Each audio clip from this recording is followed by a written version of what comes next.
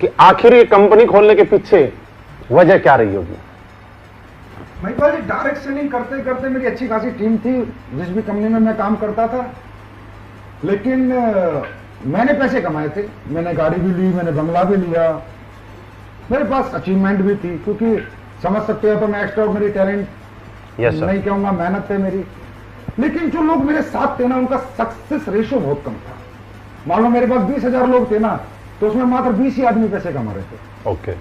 तो जब नीचे वाले बच्चे पैसे नहीं कमा रहे थे और उनकी हाल लगती थी ना, कोई कमरा लेके कहीं पड़ा है, कोई कमरा ले, एक लड़का था, मैं नाम नहीं बताऊंगा, तो उस लड़के ने मुझे फोन किया कि गुरुजी मैं कमरा लेके रहता हूं और जो मैं प्रोडक्ट बेचता हूं लोग मेरे मुंह पे फेंक के चले जाते हैं और मेरे को 5 साल हो गए, मैं अभी तक कुछ नहीं कमा पाया। तो वो चीज मुझे दर्द दिया, एक बात। दूसरी बात, जिन लोगों को मैंने प्रोडक्ट बेचे थे, जहां भी मैं काम करता था, मैंने बीमेल में बहुत बेचे थे, तो जिन लोगों ने मुझसे बीमेल में चाचा, फूफा, मामा, रिश्तेदार, साला, साली बहुत लोग थे, तो जब उनकी 4 साल हुए और पैसा लेने गए, 60,000 उन्होंने जमा करा तो उन्हें 30,000 रुपए मिले। 60,000 के 30,000? 30,000, क्योंकि नेगेटिव प्रोडक्ट था ये, मान लो आप। ऐसी पॉलिसियां थी जो किसी काम की नहीं थी, सिर्फ हवा बेची थी हमने। तो अब जब हम गाड़ी वाले बन गए, बंगले वाले भी बन गए, तो जिस गली से निकलते हमारे रिश्तेदार बोलते हुए, हमें लूट के तूने गाड़ी ले ली, हमें बर्बाद करके हमारे 30,000 डुबो के हरामजादे तू आज बंगले में घूम रहा है, अगर तुझे 1,000 रुपए चाहिए तो भीख मांग लेता। तो उन चीजों से मैं इतना निराश हो गया, इतना हताश हो गया। एक तो लोग नाकामयाब, मेरे साथ 20-30,000 लोग थे, उनमें बहुत कम कामयाब। एक जो मैंने कमाया तो नाम नहीं कमाया, सम्मान नहीं कमाया, पैसा आया लेकिन सोशल रिस्पेक्ट मेरी गायब हो गई। ये सोच के महिपाल जी आपको अगर मैं सही बताऊं तो मैंने तो काम ही छोड़ दिया था। मैंने डायरेक्ट सेलिंग को 2000 आई थिंक 12-13 में रिजाइन ही कर दिया था, 12 में। मतलब इस इंडस्ट्री से आप आउट हो गए थे? हाँ, हमेशा के लिए। मैं आपको रियल बताऊं, मैं मतलब मेरा दिल उब गया, मैं साला घटिया काम नहीं करना, क्योंकि हमें ना पता क्या सिखाया गया था कि बुरी चीजें बेचकर ही अच्छे पैसे कमाए जा सकते हैं। वो मेरे गले से नहीं उतर रहा था। अरे भाई, एप्पल भी बेच रहा है मोबाइल, सैमसंग भी एलईडी बेच के कमा रहा है, मारुति कार बेच के कमा रही है, घटिया प्रोडक्ट बेचकर ही अच्छे पैसे कमाए जा सकते हैं ना। ये बात मेरे गले नहीं उतरी, तो मैंने रिजाइन ही कर दिया इस इंडस्ट्री को, और मैं 2 साल के लिए अपना निकल गया, जैसा भी मेरा वक्त गुजरा। लेकिन इस 2 साल में जो है मुझे काफी नॉलेज मिली, काफी आइडियाज मिले, क्योंकि वो कहते हैं ना, डायरेक्ट सेलिंग है, काम तो छोड़ दिया 2 साल, लेकिन इतनी दूरी नहीं बना पाया कि इससे बिल्कुल टच ना रहूं। ये कहते हैं प्लास्टिक का कीड़ा है ना मरता। हाँ, मार्केट में एक ऐसा लोग बोलते हैं कि एक बार जिसके अंदर एक कीड़ा घुस गया वो छोड़ नहीं सकता, चाहे कुछ भी हो जाए। हाँ, तो मैं छोड़ नहीं पाया। तो मैंने फॉरेन कंट्रीज में बात, यूएसए वगैरह के कुछ लोग मुझसे जुड़ गए थे, कनाडा के कुछ लीडर जुड़ गए थे, तो डिस्कशन होने लगा। तो जैसे डिस्कस होता है इंडियन एमएलएम इंडस्ट्री, वहां की इंडस्ट्री, तो काफी डिफरेंस मैंने देखा उन कंट्रियों में ना करोड़ों अरबों खरबों के टर्नओवर से सर डायरेक्ट सेलिंग कंपनियों के कारण, बिकॉज ऑफ प्रोडक्ट। वो लोग कहते हैं, उनकी पंच लाइन है बिजनेस करने की, उनकी बाहर की डायरेक्ट सेलिंग कंपनी की, कि इतना जबरदस्त प्रोडक्ट बनाओ जिसकी टक्कर का ट्रेडिशनल मार्केट में ना मिले। ओके।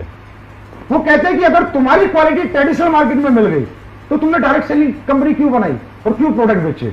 मतलब उनका प्राइमरी प्रोडक्ट सेलिंग है, अपॉर्चुनिटी भाड़ में जाए बाद में सेकेंडरी है। और आज इंडिया में अगर मैं बात करूं, सबसे बड़ा टर्नओवर किसका है? एमवे का। क्यों है? प्राइमरी प्रोडक्ट सेलिंग है, 3,000 करोड़ का टर्नओवर है। ये हवा बेचने वाली कंपनी अभी तक नहीं कर पाई, ना कभी कर पाएंगी 3,000 करोड़ का। क्यों? क्योंकि उनके पास प्रोडक्ट नहीं है। तो बाहर जब मुझे ये नॉलेज मिली कि इथिकल डायरेक्ट सेलिंग करी जा सकती है अगर प्रोडक्ट आपका ऐसा हो कि जिसकी टक्कर का प्रोडक्ट ट्रेडिशनल मार्केट में ना हो, आप डंके की चोट पे अपना प्रोडक्ट बेच सको और लोगों को कह सको कि तू हमारी कंपनी से ले, बाजार में तुझे इस क्वालिटी का प्रोडक्ट। मतलब एक बार अगर उस कंपनी का प्रोडक्ट किसी ने यूज किया तो जिंदगी भर वो दीवाना हो जाए उस प्रोडक्ट का, रीपरचेज करे, बार बार हमें याद करे, जिस आदमी ने प्रोडक्ट दिया उसकी इज्जत करे, उसको रिगार्ड करे, उसको दुआएं दे, उसे बददुआएं ना दे।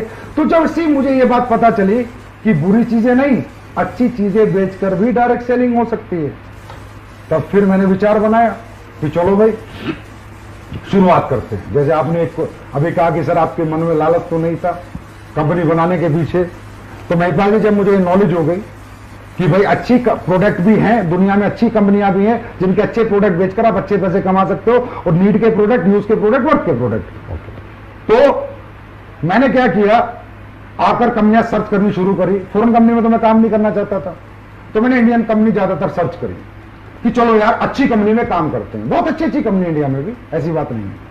मैंने उनके प्रोडक्ट देखे, बहुत अच्छे प्रोडक्ट मिले मुझे। कुछ कंपनियों के तो पैसा नहीं, कोई कंपनी पैसा दे रही है तो प्रोडक्ट नहीं।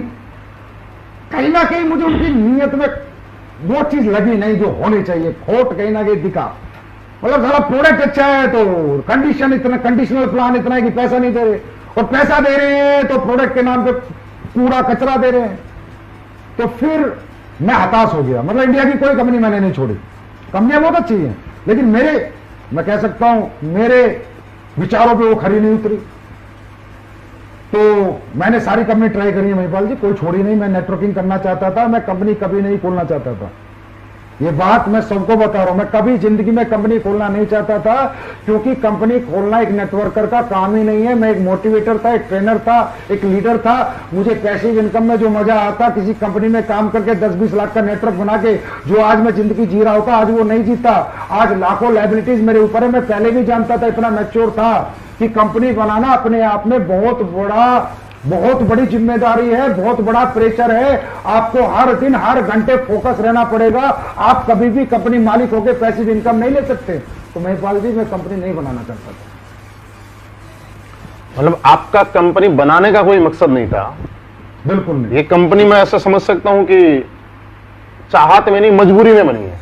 मैं बताता हूं आपको, मैंने फिर एक कंपनी फाइनल करी लास्ट में कि चलो भाई इसमें काम करते हैं, सितंबर 2014 में। बस आज फाइनल करी, कल उसकी भी नियत में खोट दिखा। मतलब कि दिखाई नहीं कि कोई लोगों के लिए कुछ करने आ रही है, पब्लिक के लिए कुछ समर्पण के साथ आ रही है कोई कंपनी। ऐसा लग रहा है बस सब लूट, हाँ माल निकाल लो जितना निकाल सकते हो बस। फिर मैंने कहा चलो भाई ये झंडा हम ही पकड़ते हैं। लालच था, किस चीज का लालच था? जो लोग मेरे साथ जीवन लगाया था, जो नाकामयाब हो गए थे, उनको कामयाब करने का लालच था। लालच था मुझे उन लोगों के लिए जो 6-6 साल से कंपनियों में धक्के खा रहे हैं, और आज उनके घर वाले कहते हैं तूने क्या घटिया प्रोफेशन चुना, और जिनको कामयाबी नाम की चीज दूर दूर तक नजर नहीं आ रही, उनको कामयाब करने का लालच था। हर दुखी नेटवर्कर जितना था इंडिया में, उसको सुखी करने का, हर नाकामयाब नेटवर्कर को कामयाब करने का लालच मुझ में कल भी था, आज भी और हमेशा रहेगा। और इसी लालच ने कंपनी खुलवाई, क्योंकि मैंने ये सोचा कि संजीव कुमार, जब तेरे जैसे टैलेंट को कोई प्लेटफॉर्म अच्छा नहीं लग रहा, तो हजारों लाखों लोग तेरी तरह तड़पे हुए हैं जिन्हें एक अच्छे प्लेटफॉर्म की तलाश होगी, अच्छे एथिक्स, अच्छे प्रिंसिपल, अच्छे प्रोडक्ट, अच्छे प्लान की तलाश होगी।